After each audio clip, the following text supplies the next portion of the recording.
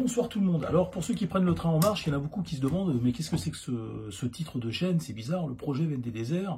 Et puis il dit que c'est une chaîne écologique, mais apparemment, enfin, on sera tenté de se dire des fois que j'en fais jamais. Bon, alors encore une fois, je le répète, c'est ce que je dis depuis le départ. Hein. Si on veut faire de l'écologie, il faut d'abord changer l'humanité. Alors c'est dommage parce qu'on arrivait au XXIe siècle à un tournant majeur où une partie de l'humanité, en Occident, hein, je ne veux pas vous raconter de conneries, c'était en Occident que ça jouait, commençait à prendre conscience, avait l'autocritique et la remise en question, et commençait à prendre conscience que enfin, voilà, le schéma social sur lequel tout reposait, le capitalisme est utilisé à mauvais escient. Le capitalisme n'est pas mauvais, c'est ce que je dis depuis le départ, hein. Allez regarder mes premières vidéos, je l'explique. Le capitalisme n'est pas mauvais, il est simplement utilisé à mauvais escient. Et donc, l'idée du projet Veine du désert, enfin, c'est de se dire déjà, pour commencer, avant de faire de l'écologie, il faut d'abord changer les mentalités. Vous voyez, le problème, c'est qu'on a une partie de l'humanité qui en a pris conscience, et on a une autre partie de l'humanité qui émerge, et qui nous tire vers le bas, en fait, qui veut rester en 600 après Jésus-Christ. Le problème, c'est que, qui reste en 600 après Jésus-Christ, ouais. Le problème, c'est qu'ils ont accès aux technologies modernes et à l'industrie moderne. Et là, c'est absolument pas compatible. Une mentalité archaïque avec la capacité de production moderne, avec les matériaux modernes et tout, mais en fait, c'est une catastrophe. Elle est là, la catastrophe écologique. Enfin bref. Et donc, pour en revenir au projet Veine du désert, le projet Veine du désert, qu'est-ce que c'est le projet Veine du désert? Eh bien, pour ceux qui prennent le train en cours, le projet Veine du désert, c'est quelque chose que j'ai élaboré en 1996. Quand j'étais petit, j'avais un globe et je regardais le globe et je me disais, tiens, les zones arides et hyperarides, c'est dommage parce que l'homme s'installe systématiquement dans les endroits les endroits où il détruit l'environnement. Alors que s'il s'installait dans les endroits où l'environnement est déjà détruit, il pourrait lui redonner vie, il pourrait inverser, et donc sublimer son existence. Et l'idée du projet, un des fondements du projet Veine du désert, c'est de se dire qu'une forme de vie dite intelligente, finalement, n'est peut-être pas là que par le hasard.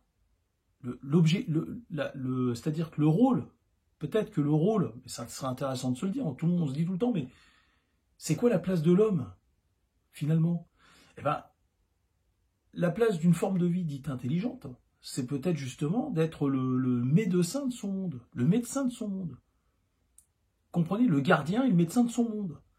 Et justement, en allant une forme de vie dite intelligente, si elle est intelligente, elle va s'installer dans les zones arides et hyperarides de sa planète, pour justement, pour que sa présence ne soit pas néfaste dans les zones de cette planète où sa présence n'est pas nécessaire, elle n'est pas souhaitable. Et au contraire, dans des zones qui sont déjà mortes, cette forme de vie dite intelligente peut redynamiser et recréer une dynamique de vie. Par exemple, on se sert des pipelines pour faire sur des milliers de kilomètres pour faire venir du gaz et du pétrole. Eh bien là, l'idée, ça serait de désaliniser l'eau.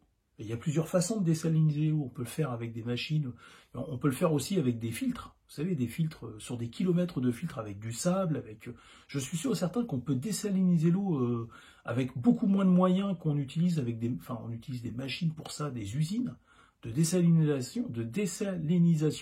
Alors je suis sûr et certain qu'on peut le faire en mettant simplement des filtres tout à fait naturels, comme de la terre, ou j'en sais rien moi, du sable.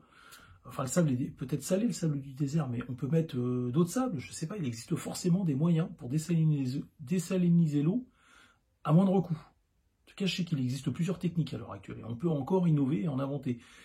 L'idée du projet Veine du désert, c'est de faire venir de l'eau au cœur des déserts pour y créer des fermes, déjà pour commencer, et stocker l'eau à une quarantaine de mètres sous terre, pour pas qu'elle s'évapore, et puis par palier, après la faire remonter jusqu'à irriguer, créer même comment on appelle ça, des étangs, qui seraient dans les débuts protégés, c'est-à-dire ombragés, hein, on les ombrage de façon artificielle, Et alors, ça c'est une des clés du projet Veine du désert, et aussi créer des... C'est quelque chose que j'ai imaginé il y a à peu près une vingtaine d'années.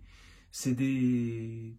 Au lieu de faire des éoliennes verticales, comme ça, eh bien celle-ci serait en forme de parasol, elle serait horizontale. Et pourquoi horizontale? Parce qu'en fait, ces éoliennes, elles auraient plusieurs fonctions. Ça serait aussi des canopées artificielles.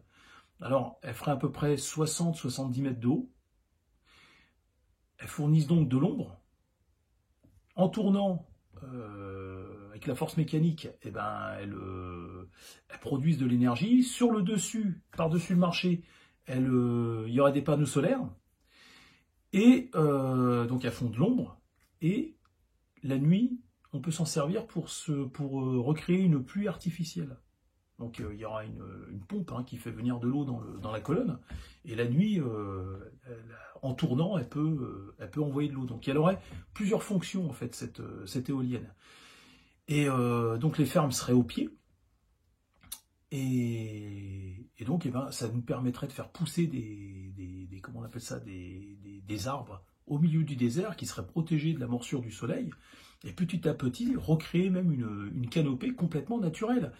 Et créer des ruisseaux par la suite qui seraient protégés où l'eau ne s'évaporerait beaucoup, enfin empêcher l'eau de s'évaporer. Après, il faut mettre des ingénieurs et des professionnels sur le comment on appelle ça, sur le projet. Et comprenez bien que moi, je n'ai pas la prétention d'être ingénieur ou quoi ou je dis simplement, moi je suis, on va dire, une espèce de chef d'orchestre, quoi. Enfin, je suis même pas un chef tout court. C'est une idée qui m'est venue comme ça, mais on ne peut pas la faire tout seul. Il faut des milliers de personnes pour la mettre en œuvre. Et donc, en bout de chaîne, cette eau, eh ben, elle serait retraitée dans des bassins de décantation. Et en bout de chaîne, enfin, tout en bout de chaîne, on ferait des étangs. Et on redonnerait la vie au désert. Les gazelles pourraient venir boire, on pourrait même réintroduire la vie complètement avec des crocodiles, j'en sais rien, des oiseaux. Les oiseaux sont toujours les premiers à se pointer. Et donc, mettre des poissons dans ces étangs. Dans les bassins dont je vous ai parlé, là, de rétention d'eau souterrain, et ceux qui sont ombragés, on pourrait faire des bassins avec des poissons dedans, des poissons d'eau douce, même des poissons de la mer. Si on pourrait même faire venir des bassins avec de l'eau qui n'est pas désalinisée. On pourrait faire des élevages donc de crustacés, de poissons au milieu de la mer. Écoutez, on est capable de le faire avec du pétrole pour faire de la merde. On est tout à fait capable de détruire l'environnement et de changer l'environnement. L'objectif du projet Veine du désert, c'est de se dire que la philosophie, c'est de se dire qu'une forme de vie dite intelligente n'est pas le destructeur de son monde, c'est tout à fait le contraire, c'est le gardien et le médecin de son monde. Vous voyez, c'est ça le cœur même du projet Veine du désert. Et donc, l'humanité doit abandonner les endroits où l'environnement n'a pas besoin. L'humanité doit partir des endroits où elle est nocive pour l'environnement et intégrer les endroits où elle est bénéfique pour l'environnement, où elle a une utilité. Et donc, d'où l'idée de déménager toute l'humanité dans les zones arides et hyperarides du globe. Parce que, pour moi, une forme de vie dite intelligente, au sein du cosmos, c'est ça sa fonction, en fait. Sa fonction première, c'est de redonner vie, d'entretenir sa planète, en investissant les zones arides et hyperarides, en les redynamisant, en leur redonnant vie. Vous voyez ce que je veux dire? C'est-à-dire, mais en partageant avec le reste des formes de vie. C'est-à-dire, c'est pas, on va s'y implanter et puis ne laisser que des humains et faire des usines et tout. Non, il faut arrêter tout ce bordel. Et je suis pas contre je l'ai dit aussi, ça, je l'avais expliqué tout ça pour ceux qui regardent ma chaîne depuis le départ. Je suis pas contre une centrale nucléaire de temps en temps. C'est-à-dire que, bien sûr que des centrales nucléaires, enfin, telles qu'il y en a aujourd'hui, ça sert à rien parce que l'humanité, elle tourne pour rien en ce moment. Enfin, ces derniers temps, c'est ce dernier siècle, l'humanité, à part se satisfaire à elle-même, qu'est-ce qu'elle a fait d'autre? Elle n'a pas été bénéfique pour le monde, on détruit le monde. Je suis bien placé pour le savoir, je travaille dans le BTP. Et on peut très bien... ça fait partie du projet du désert, c'est d'avoir des petites centrales nucléaires, mais pas 36 non plus. C'est à des endroits clés pour les hôpitaux. Voilà, pour les hôpitaux, on peut avoir une petite centrale nucléaire, quelque chose de beaucoup plus petit que ce qu'on a aujourd'hui, et faire tourner la plupart des chaumières avec, de l'énergie solaire, voire avec le vent, et par exemple des endroits comme les hôpitaux, où par exemple, je sais pas, où on a besoin de stocker de la nourriture à froid, dans des températures négatives.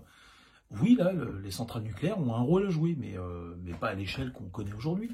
Et donc, là, si vous prenez le train en cours, voilà, c'est ça le projet Veine du désert. C'est changer l'humanité. L'humanité doit faire peau neuve. Et encore, parce qu'il y a toujours des gens qui sont en train de vous dire, oui, tu t'es inspiré de quelque chose.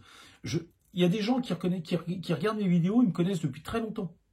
Et eux, ces gens-là peuvent, enfin, je sais qu'ils le feront pas, parce que la plupart du temps, je suppose qu'ils n'aiment pas mes propos, mais ils pourraient témoigner, en tout cas, je sais qu'ils savent que ce projet, j'en ai parlé il y a 30 ans.